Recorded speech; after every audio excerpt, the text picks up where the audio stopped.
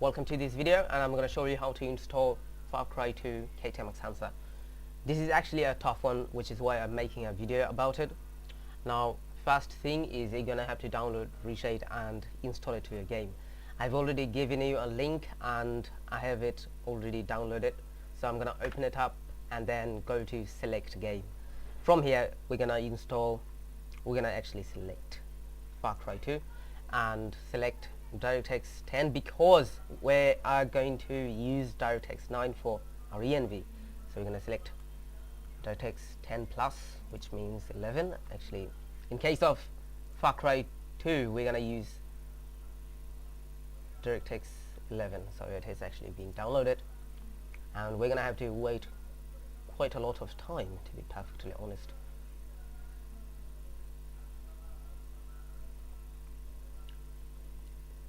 Sometimes it is bloody annoying because the server of reshade.me is actually slow. As far as I know, it is already almost about 25 MB, but it is taking me too long because my internet is not that slow at all. So anyway, I'm gonna have to wait. 68, 69, 70. You can count ships when you're waiting for Far Cry reshade to get downloaded. It's actually annoying. I know it. So here we are. It is actually completed, and then this tab is gonna come up. After it pops up, what you're gonna have to do is click OK because everything is actually selected. Here we are. And as it is installed, we are going to download reshade presets. So here we are. We have a link here. We can download the reshade presets at any time, and I have it already downloaded. So here we are. What I'm going to do is I'm going to open. Okay, I'm just going to right click over here. With 7Z, we can just extract it in here. Okay, it is asking me if I'm going to replace it or not. I actually have already installed it, so I'm not going to replace it. Or perhaps I'm going to replace it, okay, because I don't have any fucking problem with it. Now it is done, and as it is done, we can actually install our ENV files. We can also download it from here. Now, after you have downloaded, what you're going to do is you're going to extract it to this Far Cry 2 bin folder, and here we are. So, after it is done, we have our textures to load.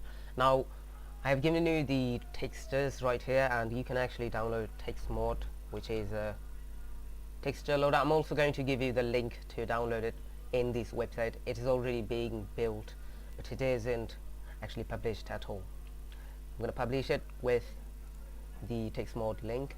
So now with this, you are going to be able to load our textures, and the textures are in this link. So after you have downloaded those textures, you're gonna have to extract it in here, somewhere, and then you're gonna use the textmod.exe, which is the texture loader, and you're gonna click on this folder button over here, and then click on browse, and you're gonna browse your game Far Cry 2.bin.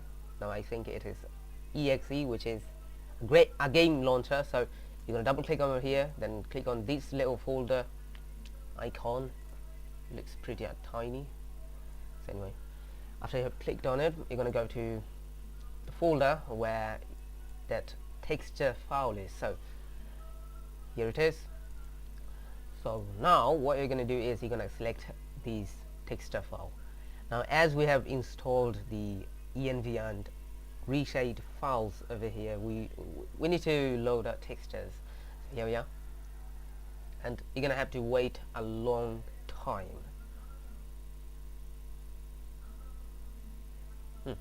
Okay, that's gonna take some time. Shit.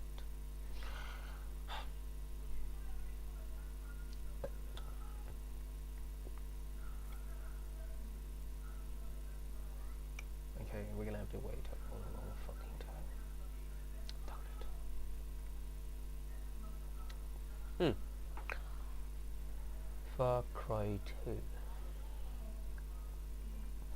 It was actually made by Disney Engine.